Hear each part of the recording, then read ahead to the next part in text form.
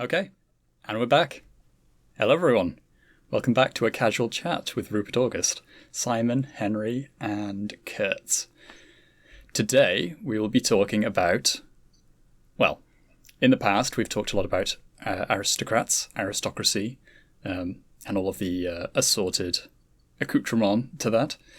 So today, we'll be talking about an adjacent topic of great men. What constitutes a great man, some of the different sort of theories about what differentiates a great man from everybody else, and hopefully we'll be able to get some interesting discussion out of that.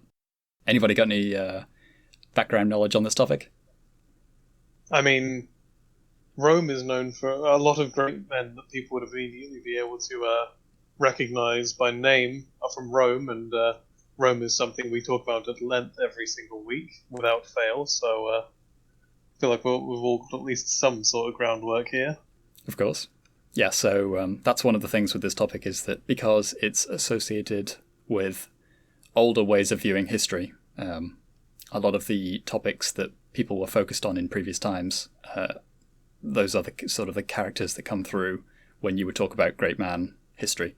So, for example, you would be talking about some of these Roman figures, most notably like, Caesar, Augustus, Aurelian, etc. But then there's a few others that are a little bit more closer to the modern day that tend to be considered great men. But obviously there's been a trend in history recently to be turning away from that idea as something to be paid attention to / something that has a meaningful effect on the trajectory of history, which is how it would have been considered prior. But yeah, we're getting ahead of ourselves. Anybody else got any sort of preliminary remarks before we get in? My only preliminary remark I can even remotely think of is that I notice that when it comes to calling someone a great man, it's usually posthumously. It seems to be rarely attributed to them during their lifetime. As in, when they're given the title the Great? Yeah, if they're given the title the Great, or if we choose to recognise them as great men, it's usually, well, after they're not really there to appreciate it. Yeah, I feel like that's the case with probably quite a few titles, unless they are specifically aggrandizing. Which you'd think that the Great falls into that category, but obviously there's quite a few different titles that are not necessarily the most flattering to the person who they're associated with, so it's probably more of a titles in general thing. President Obama getting a Nobel Peace Prize for just existing. Yeah, I'm sure we'll touch on Monday stuff. Okay, so great men. There's a bunch of different theories that you could use to you could kind of combine together to form this sort of idea. Probably the most noteworthy that come to mind would be the Carlylean view of great men as men who project sort of such a force of will that they are able to mould reality around them in a certain sense, or sort of at least mould our perceptions of reality and make seemingly, the universe itself bend to their will. That's a little bit esoteric, and I'm sure we can unpack that a little bit, but another take would be more of the elite theory kind of take on elites, well, not on elites, on great men, in that they are people who are just particularly gifted in one way or another at, some metric that's currently being filtered for, let's say. So if you have a society that is particularly warlike, then perhaps you would have your great men being the people who are particularly competent in the sphere of war, whether that be strategizing or just as a great warrior. Another way of viewing great men would be via pure lineage. So recently I've been getting into some de Maistre, and he talks about great men, or not necessarily great men explicitly, but he talks about aristocracy in terms of good birth. And so there may be something to that, perhaps, if you're looking in terms of like great lineages, and whether there is something to that, something to a bloodline that makes it special, either in a sort of providential way, or I don't know, even a genetic way maybe. So, are there any other things that spring to mind off the top of your heads as to what could constitute a great man, other than one of those three categories? I mean, when we typically think of great men, or at least the noteworthy great men that come to mind when I think about it are almost always warlike in some sense. Like already mentioned, Roman emperors like Caesar and Augustus. Also heard like Napoleon being referred to as a great man, Alexander the Great. All men known for their ability to wage war and their conquest I can't really think of anyone off the top of my head who would be considered a great man who wasn't known for military conduct or conquering. Yeah, it's often the opposite. So you have, in particular, you have certain rulers who have great sort of civil or educational achievements, but because those sometimes come at the cost of military exploits or a focus on military matters, they are subsequently denigrated. I'm particularly thinking of Henry VI, who for a short time was King of France, but because he was more interested in sort of pious matters and founding new educational institutions, that slipped away. I mean, I feel like the closer you get to modern day, seemingly the fewer people you hear people referring to as great people, but equally the fewer are, what's the word, non-contentious. So I feel like you'd have a lot of, I don't know what brand of conservatism they'd particularly be, but they, your Thatcherites, I suppose, thinking of Margaret Thatcher as a great person. You're talking about how these people can be very viewed through a binary lens sort of thing, where you could you could make that argument that Margaret Thatcher is a great woman, but there will be a lot of people who would want to dispute you on that. Yeah, exactly. I mean, the one that I'm hearing sort of these days is, at least amongst his fans, like Jordan Peterson, they consider him to be like, the second coming of Christ, basically, when he's just, I don't know, he's just a psychologist. Is that something that still exists? I must admit I'd assumed that the fanfare over him had sort of subsided quite a bit now. I think, I think it has to a certain degree. I stopped caring about lobsters months ago. Onto crabs. Exactly. What is the sort of take on him at the moment then? No, my information's way out of date. I was only listening to his his older sort of lecture series. They were quite interesting. Oh, sure. Yeah. That's going off topic. Okay.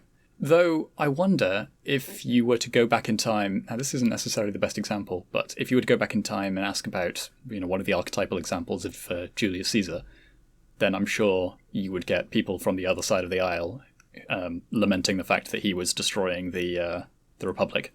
And, well, after all, he was assassinated in the end, so clearly there were a good few people who would not consider him a great man at all. Yeah, I'm sure the late Pompey Magnus would have a few words to say with you about that. Yeah, exactly. So that may just be a factor of we have a more limited number of stories that have been passed down to us, or, histories on these people. Actually, there's another good example in the form of Justinian the First. I think it was Justinian the First, the famous Justinian of the Byzantine Empire, who we generally remember in the official histories as somebody who was effectively a great man in most of the ways that we would recognize. So he had great military achievements, quite a lot of civil achievements, even modernized the legal code and a whole number of other things that set the Byzantine Empire up, or, well, gave it another breath of life, let's say. But there was also the secret history written, which, it says a lot of sort of dubious things about, like witchcraft and supernatural things that were taking place in the court that we would probably think couldn't have possibly happened. Like he can't really be walking around headless. We would generally think that that's probably not necessarily a credible claim. But anyway, point being that there were a lot of people around, perhaps even close to him, because I can't remember who it was that wrote that secret history, but it was one of his advisors that was quite close to him. But yeah, obviously behind closed doors, there's a lot of more contentious takes on these people happening. So that may not necessarily be such a modern phenomenon that these characters are all more contentious. And maybe if you go forward 100 or 150 years, then someone like Thatcher is going to be remembered as either uncontentiously good and great or evil, basically. I'm sorry, what? I'm kind of hung up on that secret history of Byzantium. Yeah, there was a lot of crazy stuff that was said about him. And Theodora as well. You'd have to look that up yourself because I can't remember the details, but all sorts of weird like cult activity and such. Bloody hell. To get back to the point you were making, it's the idea that because you have, with the whole using Thatcher again as an example, what you're saying is that maybe the issue about her being counting as a great person is the idea that because people are still alive who've obviously lived through Thatcher's Britain, or everyone has some sort of opinion of the woman because she. Good grief! I want to say she died recently, but I know it's been a couple of years now. We're getting old, so recently is in the last decade. So yeah, I understand your point basically being that as time marches ever onwards, eventually the details get a little bit blurred, and it's from the blurred details that is where people decide whether or not this person deserves the great status, as it were. Yeah, so we'll probably over time gradually lose different sort of perspectives, and we'll all settle on one general narrative of how things went historically, and that probably isn't going to be objective, apart from anything else. So here's another example of where you could draw the same kind of thing of a different in regards to a different character. I believe it was Dan Carlin that made this case, but he probably wasn't the first to make it. That if you look at Alexander the Great and his conquest of the Achaemenid Persian Empire, particularly in terms of things like modern progressive morality, then he would not be considered great because he did things like reintroducing slavery, whereas it had been banned in Achaemenid Persia. So we would consider that a sort of moral step backwards, generally speaking. Not we in the in this call, but we, society at large, would generally consider that to be a step backwards. Rupert August does not speak to me. I do not condone the keeping of slaves. That's a different topic for a different day. I do not condone child abuse, but I do find it hilarious. All right, back to the point. Anyway, so between these different accounts, and even though we've settled on a single sort of historical narrative in some of these other cases, you could probably say that from different perspectives, they don't necessarily represent a universal step forward in all regards, and you can still get other sort of takes in a political sense from the history, even though we only have very few accounts now. But this kind of gets into a wider point, because when you're talking about a great man, especially in terms of the Carlylean perspective, you may not necessarily want to make statements about whether or not their presence was helpful to the world or like good to the world in some like moral sense, but the sheer presence of their personality on the world stage and how that sort of affects events. And so I think Alexander the Great probably does fit into that category of somebody who just appears and then changes the world practically just by his force of will, in a certain sense. Or another example that he gave that Carlyle gave in Heroes and Hero Worship would be Muhammad, kind of surprisingly. And he's probably a similar case where he was able to tell this really compelling story to all of his followers, and then on the strength of that narrative and the way that he was able to sort of bend events around him to his will, he was then able to, obviously set Islam in motion and all of the, associated consequences of that. So the way I'm trying to think of it now is, could you technically use the life of a great man as kind of a blueprint for your own, like, ascent to great man status, would you say? Well, that's the question, and that's one thing that we haven't touched on yet, and the reason that I even came upon this topic in the first place is I was thinking about the question, can you create great men? But implicit in that question is the assumption, I suppose, that there's something socially that you can do to create them, whereas all of the other models that we talked about kind of had some element of there are just great men that exist, and they will, regardless of what your policy is on the matter, they're just going to exist and they're just going to do their thing. I.e., it's something integral to the person, and there's nothing that you could teach that would lead someone in that direction. But do we think there are any qualities of a great man that you could potentially teach? Could you create more great men with a good education system, let's say? Because that is part of the assumption, I think, of not necessarily modern society, because we're not looking for great men per se, but the idea that you can educate someone into greatness is something that we're quite fond of as an idea. I would say no, purely because, at least from my perspective personally, is the recipe, as it were, for a great man. At least a large portion of that is just the ambition and drive to do what they're, whatever they're wanting to apply themselves to, and another fairly large portion being giving them their sort of local influence and local power to be able to do something with their ambition, which I don't think are either of which are things that you can really teach. Like I don't think giving giving school kids courses on pre-Socratic philosophy is going to instill in them much ambition. I mean, I was going to say basically the same thing. I from what I can tell from looking back at those deemed to be great men in history, is the primary factor in what makes them a great man is force of will. And I don't think that sheer force of will can be something that is taught to you. It's something ingrained in your personality. I think you can, what would be the word, motivate yourself, or watch some motivational videos and get yourself worked up to do something. But I think there's a limit to how far you can push that, and the amount of willpower you need to make yourself a great man, to leave a mark on history and the world and bend the world to your will, is beyond just typing motivational speech into YouTube and going on a binge.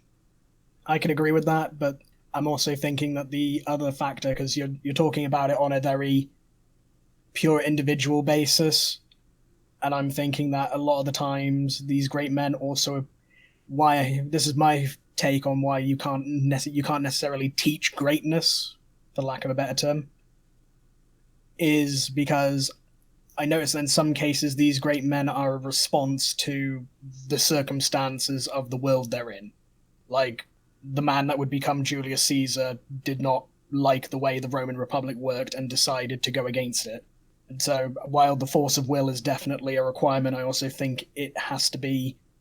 You can't create a great man because sometimes a great man is required for a circumstance that you can't even predict for. I like that idea, actually. That's quite interesting. You can't teach them because you don't know what's going to be required, so it's just a matter of having the right person in the right place at the right time. Yeah, and layering on top of that right place, right time mentality is, of course, luck, because all of these great men eventually, for as much skill and willpower that they put into it and make it, like, luck always plays at least some sort of factor in it.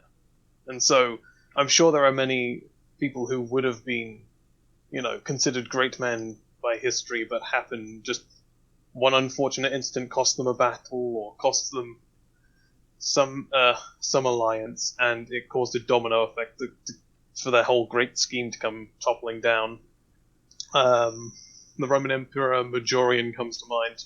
I was just going to mention him. Yeah. Yeah, he certainly had the ambition and the ideas in place, but at the end of the day, there were people working to undermine him who stopped his plans from being put into motion. I'm sure if he had just one or two better advisors, or some scheming underling hadn't gotten into the position of power that he was in, that he could have brought the Roman Empire back from the brink. Yeah, I think it's quite well known that I adhere to that particular view. But I wonder then...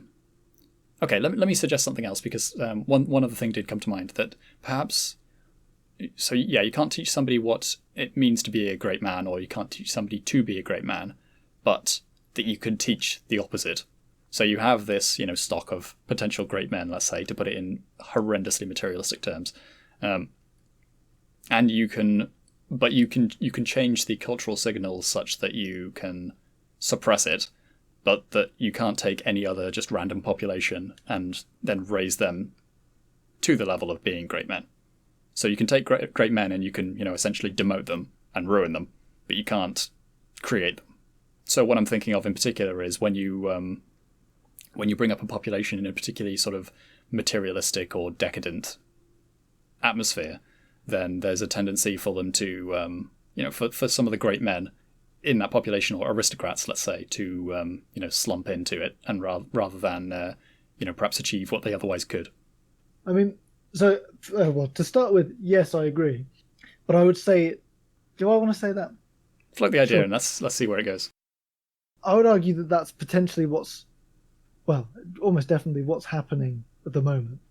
And potentially part of the method of that isn't necessarily just trying to grind people down and stop their individualism rising up, whatever the complaints of the school system are these days. It's about creating a system where you're filtering your great people into unproductive avenues that are only productive to themselves or seem productive to themselves. Like I believe you've talked, Rupert. I'm not sure if you talked about it on your channel a lot.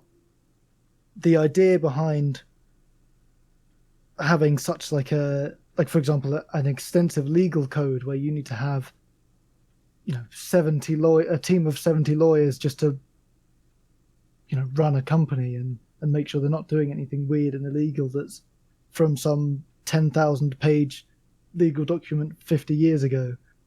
Like a lot of those people are probably very high IQ and have a lot of intellectual and mental potential that you're just wasting on nothing, on pointless tasks.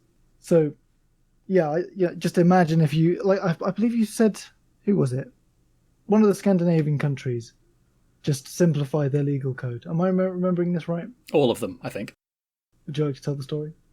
Well, yeah, basically they decided to simplify their legal code. So currently, as I recall, they have their own sort of distinct legal tradition, unlike much of the rest of the European continent and the legal codes that they exported to all of their respective colony countries, and also differentiated from the common law traditions of the Anglosphere.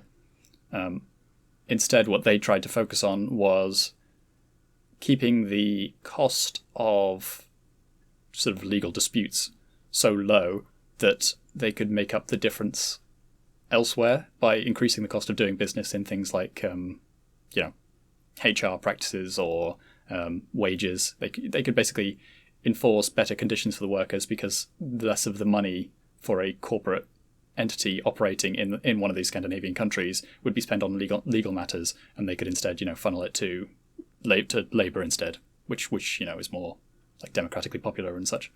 But yeah, that's getting more into the elite side of things, which is kind of interesting in itself. So the idea that you have this segment of the population that will be, of a certain IQ or above, and then you have sort of choices as to what you want to do with them. Yeah, exactly. To use a horribly materialistic way of looking at it, it's the idea of just a bad allocation of resources. Yeah. I mean, this is ultimate commodification, but yeah, you could say, all right, we've got all these, let's say you produce 100 geniuses every year, and you decide to use, 80 of them per year becoming clowns, because clowning is supremely profitable or something. So they're all, incentivized to go into that field of work. Now you would have some amazing clowns.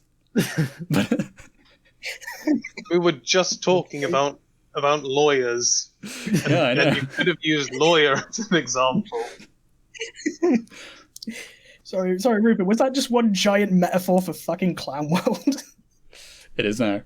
No, I honestly, I just like the image of these genius level clowns who have the most supreme jokes, and it's amazing slapstick humor, the peak of lowbrow culture, but they're just clowns. I assume they're all the sad clown persona. But of course. But yeah, point being that you could be doing a lot better with those people. But then, that is in stark contrast to the sort of Carlylean perspective, to bring it back, because allocation of geniuses doesn't really get you very far in regards to like civilizational level changes or historical paradigm changing sort of events or leadership and all of those other qualities.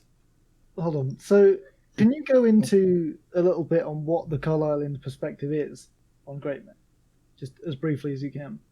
So maybe I'm putting a little bit of my own spin on it because I have a perhaps distinct understanding and I've molded it a little bit in my own mind. But to me, it is someone. He lays out a couple of different archetypes, but it's essentially somebody who can change the perception of reality of all the people around him and act as a sort of great leader who is able to, by perception, shape reality and shape the world around them to his will.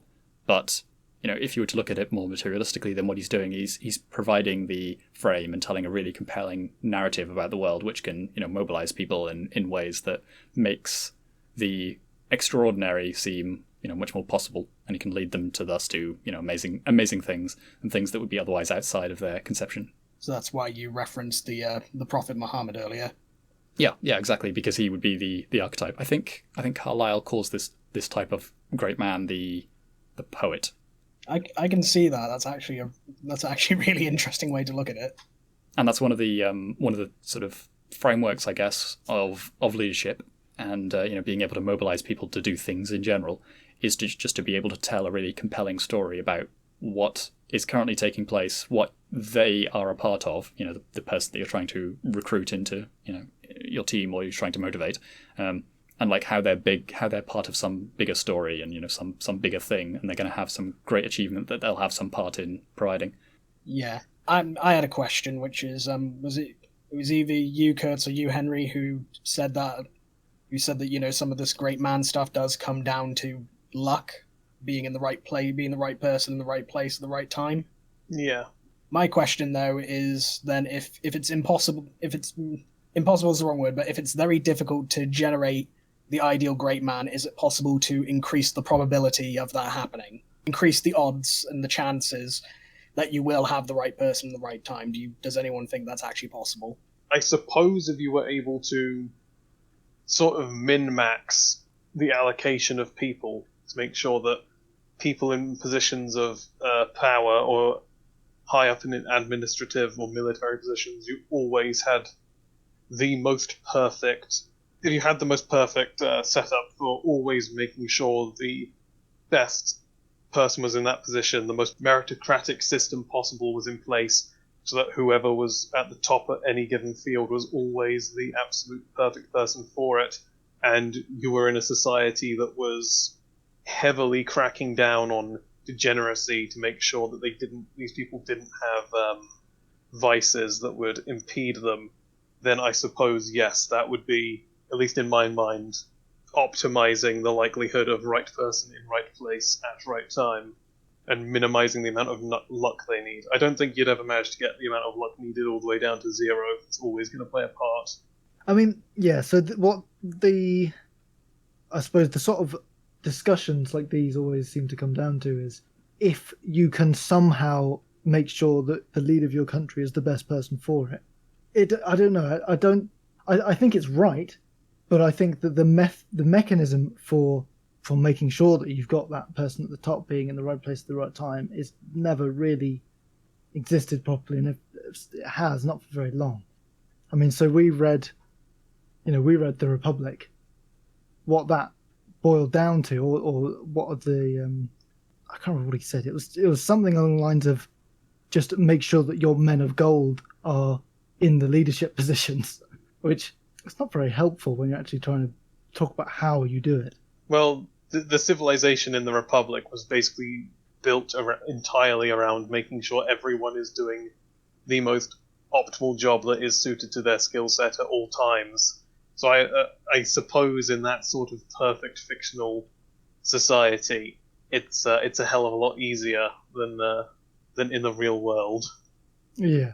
Well, there still is a sort of inherent problem there about how you filter and what method you use to try and find the best person for the job, because usually the thing that you're using isn't the task itself. So you can't really just cycle through everybody who wants the job, and even that wouldn't be perfect. You can't just cycle through everyone who wants the job and give them each a turn running the country and then select the person who runs the country the best. So you have to filter by some proximate capability, which will then filter for aptitude in that other capability, not necessarily the thing that you're actually selecting for, i.e. the running of the country. Yeah, there's probably some immensely intelligent, high IQ guy working in a law firm somewhere who may be the absolute perfect candidate for emperor of the entire planet, but no one's ever going to actually figure that out. At least not in the, especially not with the current systems we've got in place. Yeah. I mean, yeah, so that's what I think, at least I think of when we're talking about how you need a hell of a lot of luck to make sure that these great people are where you need them. Or just being a great person needs a hell of a lot of luck. Because you could be, you could be Julius Caesar, but if you're not even a general when shit's going down, it's not really going to matter. Somewhere out there is a clown that should be the general of the United States Army.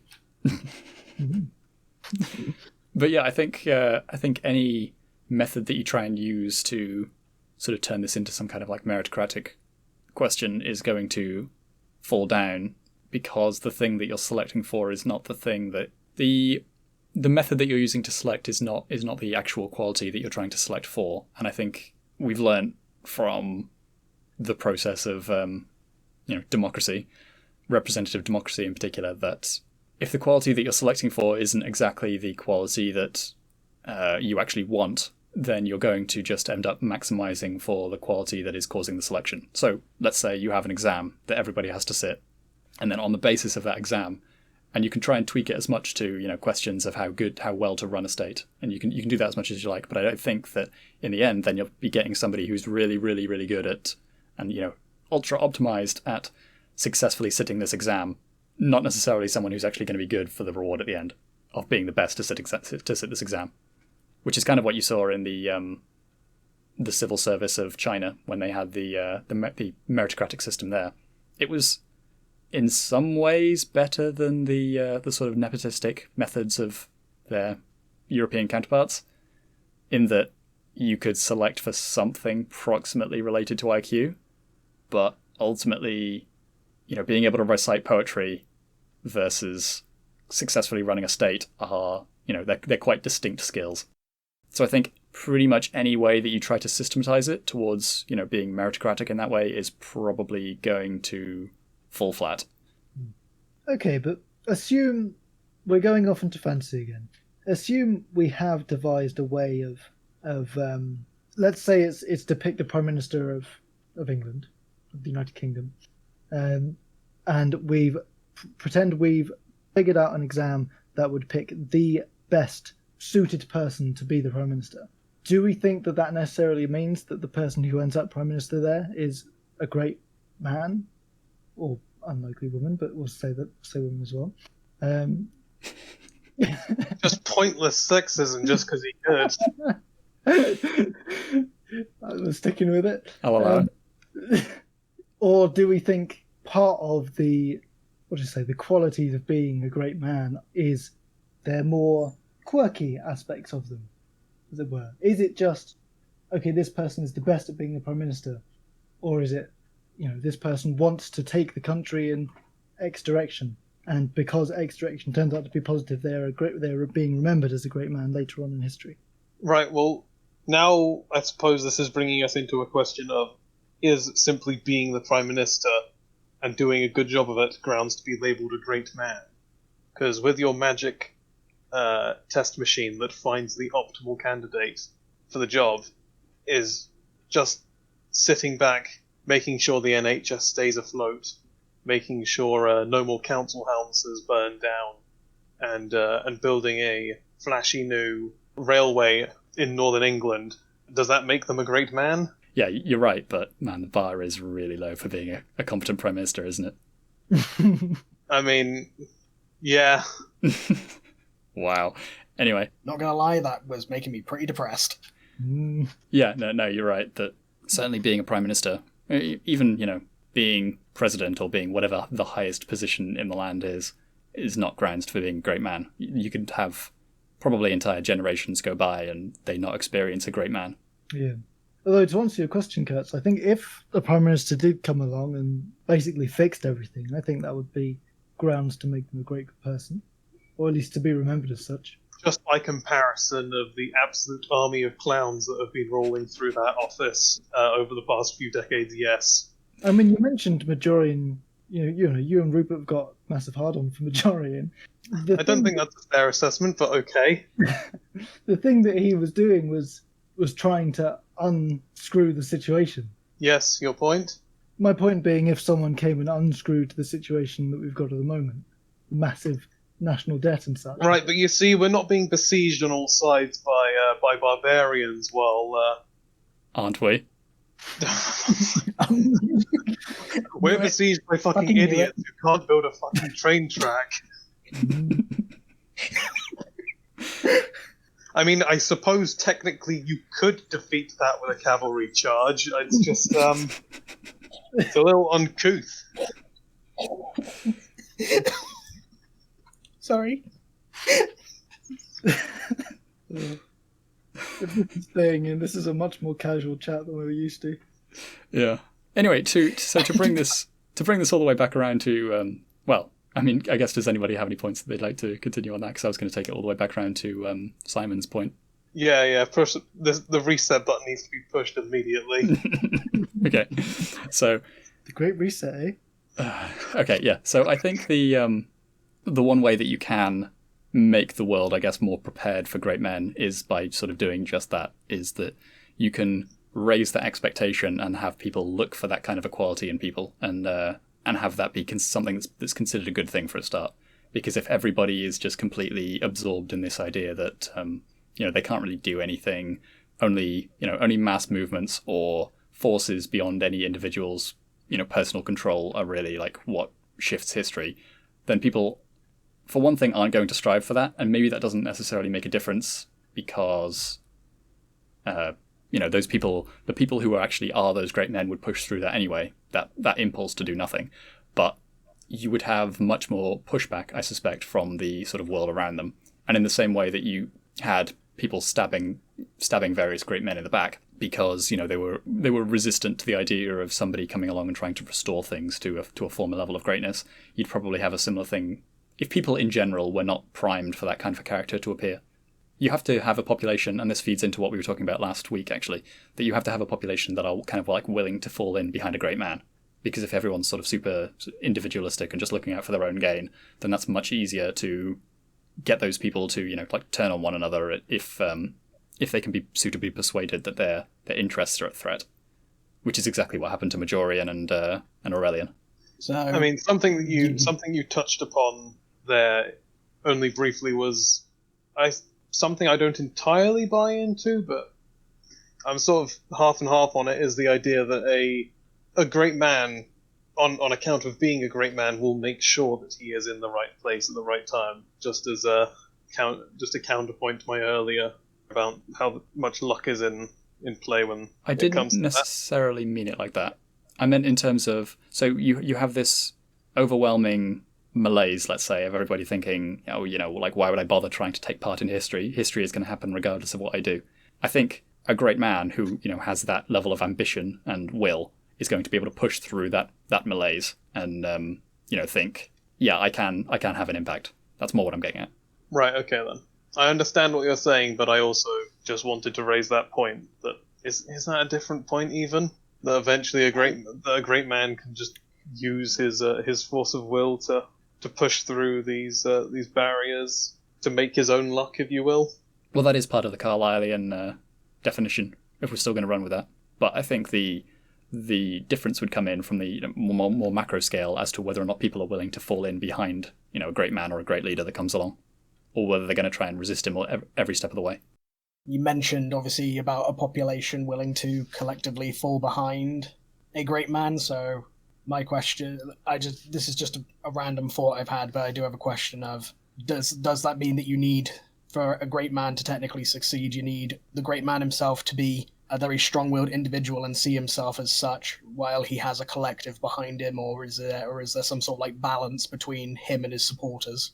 So to me, it would be more that the supporters are an extension of the will of the great man. And that's a particularly sort of elitist way of looking at it, probably, but that the supporters are more or less just kind of forming an extension of the ability of the great man to actually achieve things, in the same way that they might have an army, rather than the great man being, some kind of like expression of a collective, rather than being a spokesperson, for example. Although they might sell themselves that way because it makes the group more sort of palatable to be a part of. If you're the great man in this situation, telling everybody that they're the ones with all the power, that's perhaps a more compelling way to address certain populations. Do you know what I mean? Okay, so it's maybe a bit... Yeah, that does kind of answer it, and I guess... So it could be kind of down to perspective whether you think a great man is... If you think this person is extending their will, or if they represent the will of the people following them, or something like that. I mean, it's just when you make it sound like it's an individual and the group behind him is an extension of his will, it just makes me think of a cult of personality. Yeah, a lot of the time. But also, you could perhaps say, sure, the great man is an expression of the popular will, but if the popular will is crafted by that great man, then you're talking about the same thing, really, because he's telling them what to think, and then he is, being pushed forward by them as a suitable sort of avatar for their will. So in that case, it would just kind of be circular. Yeah, it would still be a great man sort of pushing his own will, but it would be by 1 degree of removal, and a very effective propaganda campaign. Yeah, and then you could feed it into like a chicken and the egg scenario where it's like, is the crowd the great man's will manifest, or is the great man the crowd's will manifest? Could just keep going in a circle there if you really wanted to. Yeah, but my tendency would always be to put it in the hands of the the great man himself, the aristocrat in this situation, the person who is actually telling that story, because crowds find it hard to actually come up with a coherent story. Well, unless anybody else has anything else they'd like to leave it on, any final remarks, then that seems like a pretty good place to leave it. All my questions and points have basically been answered. Sorry, I feel like that's all I did this entire time was just ask questions. Okay, so I'm sure it'll be a topic that comes up in future discussions, because as is probably quite evident, we quite heavily think in these terms already. And so just having this grounding, I suppose, in, what different ideas might be expressed when you're talking about like an aristocrat or a great man, and what that could convey is probably going to be quite useful going forward. But, it's also just hopefully helpful to sort of clarify some views and some thoughts, raise some questions, answer some others, hopefully. So, thanks everyone. Join the cult of Rupert August. Yes, join. All right. Bye then.